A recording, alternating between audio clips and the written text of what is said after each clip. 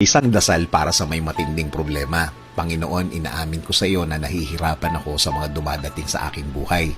Nawawalan ng pag-asa at parang malabo ang future na tinitingnan ko, Lord. Bunga po ito ng mga dati kong problema at naging grabe na po ang sitwasyon.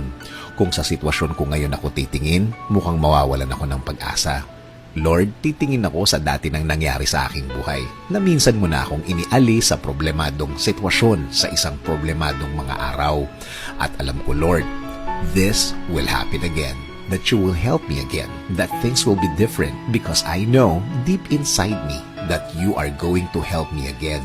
Salamat at hindi mo kami binibigo. Maniniwala at magtitiwala ako na ako ay sasamahan at tutulungan mo palagi, na lagi kitang makakasama, na lagi mo akong tutulungan. And Lord, gusto ko lang sabihin na kaya ko ang lahat ng ito basta't kasama kita, Lord.